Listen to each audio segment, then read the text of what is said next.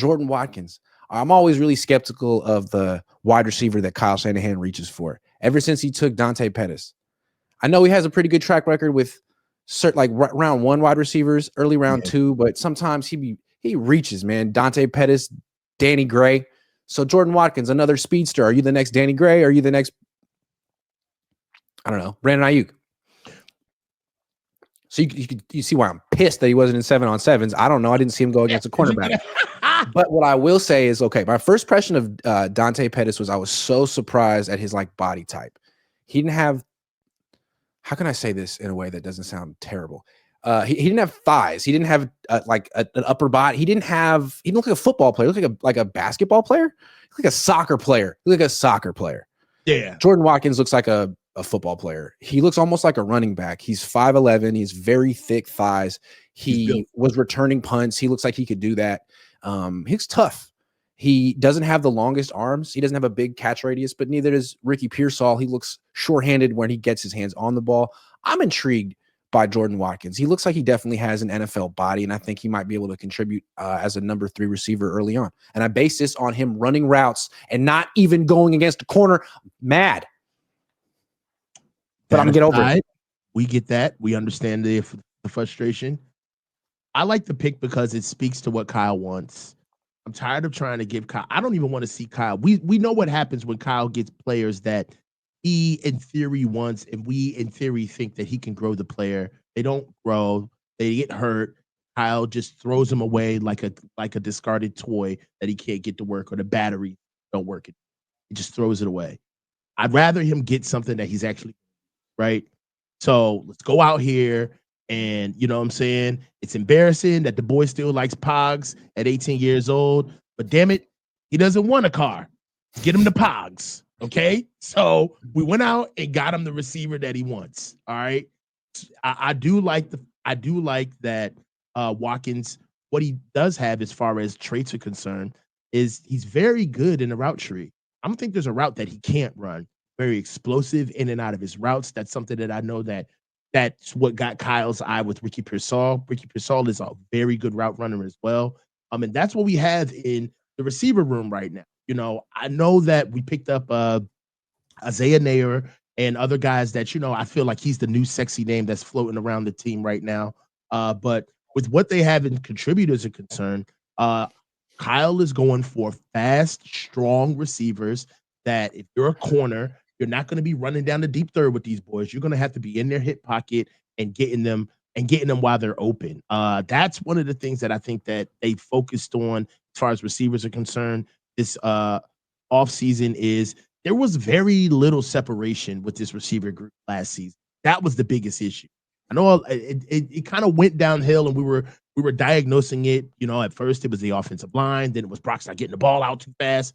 But the truth is that these receivers were just not getting open. They weren't getting separation. I see Jordan Watkins is the response to that. That's what he can do. He's very good on the move as well, right? So, go ahead. No, go ahead. Oh, so I know that we didn't get a chance to see him, but I think that's what he's here for. He's going to be that slot guy. He's going to be running those whip routes in the red zone. He's going to be running those comebacks. Ooh. He's going to be our short yardage guy. And maybe a burner, we'll see. But I think he's going to be. That was not my first impression of him. But again, I didn't see how Kyle used him. He hasn't been used yet. We'll see in OTAs. But tell me what you I'm think. Looking at him, I'm thinking, that's what I thought at first. You look a little slight. You mean maybe he's slot guy. I think he's an X. I think Kyle thinks he's an X. Dude, he's about the same height as Aiyuk. They're both 5'11" plus. He's faster than Aiyuk. Way faster than Aiyuk. Faster. Yeah. He doesn't have a surgically reconstructed knee. He's cheaper.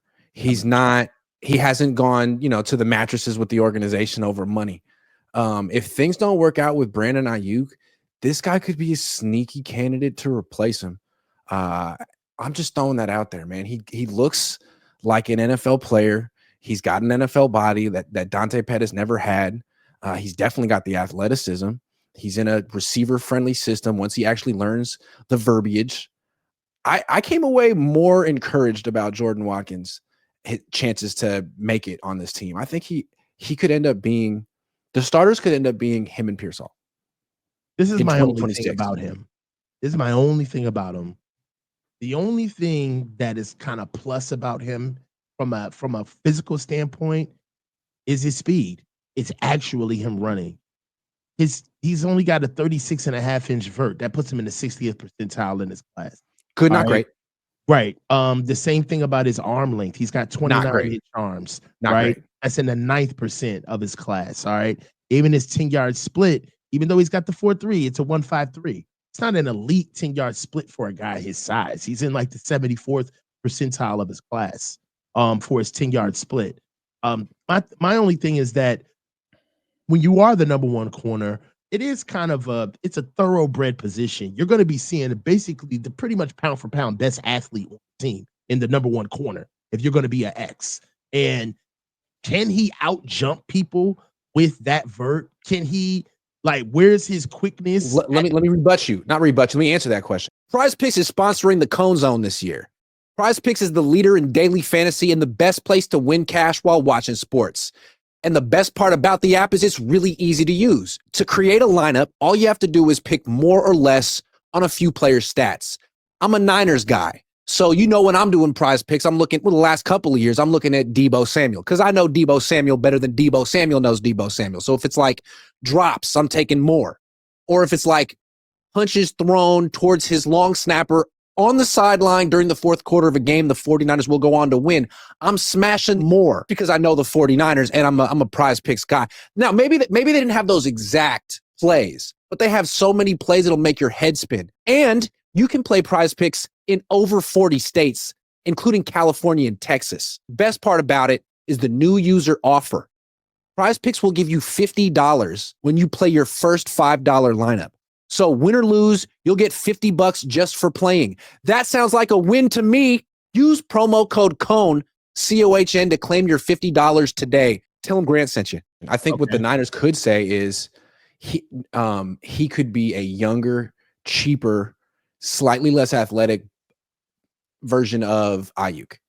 And obviously Aiyuk, when he was in his first 4 years of his career, was way better. But it could be like what they like. Would we rather have McGlinchey or McKivitz? Well, we'd rather have McGlinchey, but not at that price. So we'll go with someone who will give us like 80% of what a young McGlinchey would give us for 20% of what a prime McGlinchey costs.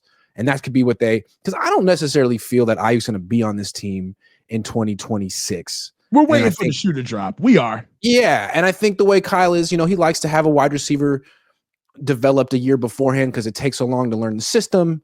It's not exactly a plug and play position for the 49ers wide receiver. So maybe they'll draft a wide receiver high next year, but it's nice to have a guy in round 4 that you're developing. And I think this, well, I don't know. We'll see how maybe he's more of a yak guy than Ricky Pearsall. He just seems stronger than Ricky Pearsall. I don't think Ricky Pearsall can play X. I don't think he has the physical strength to beat the press. And I think this guy's just looks stronger. So we'll see. And he's got the speed. Right. And that was my main thing about him beating the press. I mean, he ranks 37th percentile in his broad jump too, with only 119 centimeters. I don't know, man. Like, he's a guy that even when he was the number 2 receiver on his team behind Trey Harris. Trey Harris goes down and he essentially got pushed into number 1. And even as being the number 1 pass catcher they were so creative with him. But a lot of it was because they had to. Like, they had to get him on the move. They had to get him in motion and use him in a lot of different ways because he really wasn't that 6'2", 200-pound prototypical guy where it's like, yo, throw me the ball. Right? I'll get open. So I don't see that out of him, but we'll see. I'd love to be. I could just see Kyle Shanahan being like, look, man, I need another X just in case Brandon Aiyuk isn't on this team in a year. And these are Brandon Aiyuk's traits. Can you give me someone with similar traits? And they're like, all right, well, we got a guy. He's faster than Brandon. Arms are way shorter, but it's not like Brandon really uses his length. How many contested catches does Brandon make? Not quite as explosive, but it's not like Brandon's leaping over people to make catches in the end zone. And he's way cheaper and he's way younger. And I mean, what do you think? We can get him at the end in round 4. Say less. Absolutely. I wonder if that's the hope. He does run routes. Yep. So we'll see. I don't know. I came away encouraged that this guy's got a future.